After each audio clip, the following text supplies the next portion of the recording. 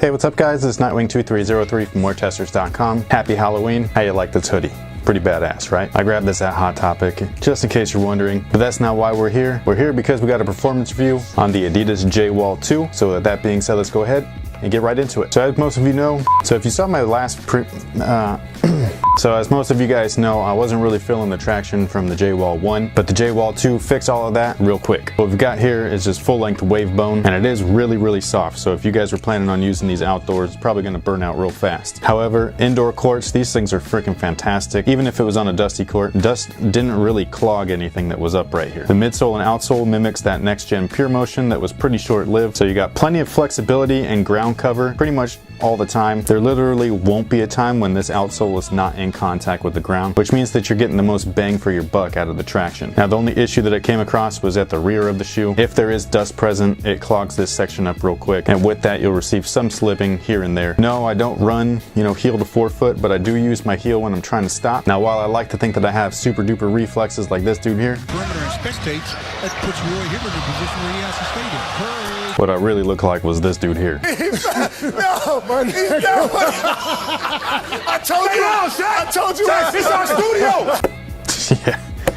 Oh well. Again, like last year's J-Wall 1, I wasn't too thrilled with their cushion. They boasted about having a full-length Adi Cream Plus midsole, and it really just didn't feel great. It felt like standard EVA. Not bad for quick games or regulated games where there's a lot of stops and timeouts, foul calls, things like that, where you kind of give your legs a break a little bit. But when you're playing pickup ball, usually you play for like 2 to 3 hours, maybe even more. And when that happens, your legs just die out on you. However, just like the traction, the cushion was much improved between the two models. Not quite enough to give it that, starting 5 rating, but it is one of those things where you're going to notice it, especially in the heel. It's very bouncy back there. And then the forefoot, you don't lose really any court feel, but you gain a little bit of cushion compared to the last model and compared to, like, say, the Crazy Quicks. So you got a perfect blend between court feel without sacrificing much cushion. Now the insole that they came with is one of those cheap thin paper ones.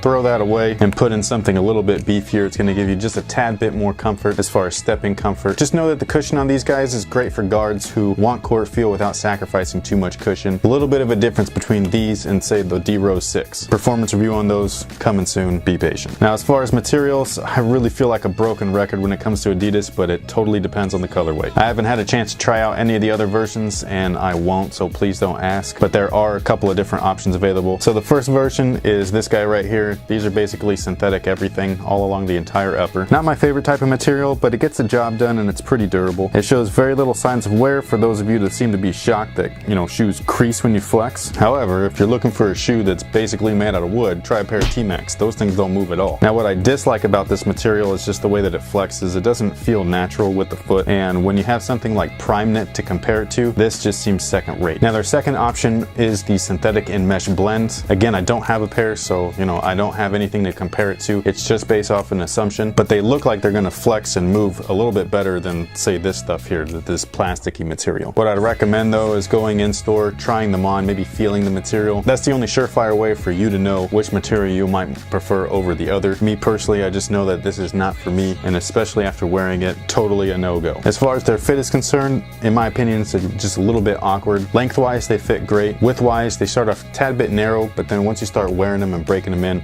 you really can feel that the forefoot area has a lot of dead space, especially between the top of your foot and the material itself. Now that dead space that's featured right here in the top of the foot has been pretty notorious lately for Adidas products, and the best way to remedy that quickly was to change the insole out for something a little bit thicker, which I actually did, and unfortunately it just didn't work this time around. But wide footers, you're probably going to really dig these. Now for me personally, had the fit been a little bit better in the forefoot, the support would have been greatly improved as well. That heel portion is awesome, so no complaints there, but everything in the forefoot just a little bit sloppy for me. Now Adidas is using what they call the quick frame, so what this thing does is basically act like a wall, keep your foot in place even with the sloppy fit up front. So while forefoot containment isn't the best, if this wasn't there, it would be way worse. So overall, they have some really good elements in place that make them a decently priced on-court model. Like I said before, traction is just awesome. You have a really good blend between court feel and cushion. That heel containment was solid, and while the forefoot suffered from lack of containment, the quick frame really saved them from being complete trash. If you end up grabbing a pair, I think that you're going to like them, especially if you're a wide footer, because a lot of today's shoes fit really weird.